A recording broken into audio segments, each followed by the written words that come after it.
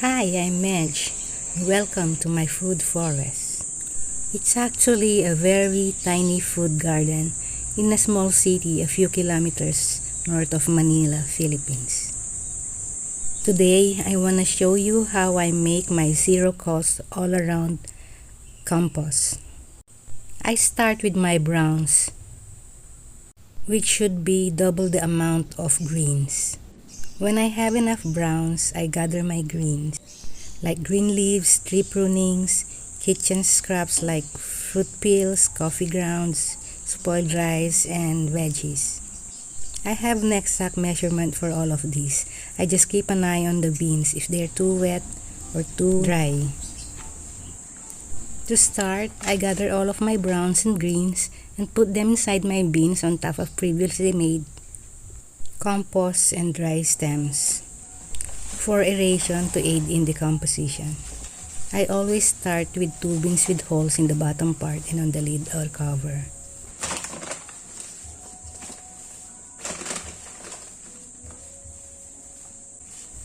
I try to mix everything well.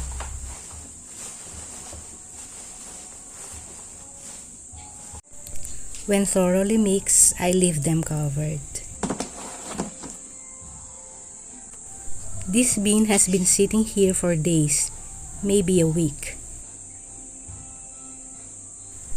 I started with mostly dry leaves and prunings, mixing it every couple of days, adding kitchen scraps whenever I could.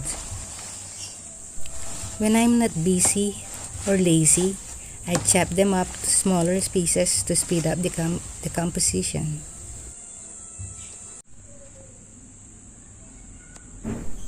Those white thingies signify microbial activity going on. To promote this, I specially add kitchen scraps fermenting in rice wash for at least 24 hours. I mix this thoroughly into the other compost materials.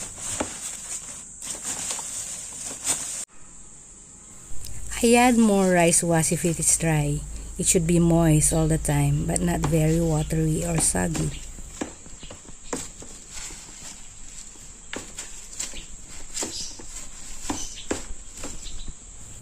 After mixing well, spray the sides of the bin with bioenzyme cleaner to deter bugs.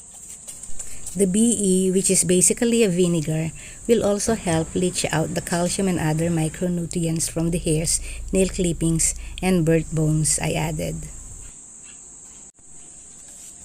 I always put my active bin near plants to help fertilize them with the leachate. When the contents of the 2 bins finally reduce to fill up one, I transfer the contents of one into the other and use the empty bin to further collect compost materials for the next batch. Then I leave it for a couple of months until it's done, adding kitchen scraps and turning from time to time. Sometimes I fail to spray the BE, sometimes I get lazy and fail to do what needs to be done, and bugs like black soldier flies populate the bin. If you don't like them much, wood ash will help deter them if you put it on top of the pile, in my experience anyway. When my zero-cost all-around super compost is done, I top dress it to my annuals, perennials, and fruit trees, especially those in pots. I hope you enjoyed and learned something from this video. Have a great day!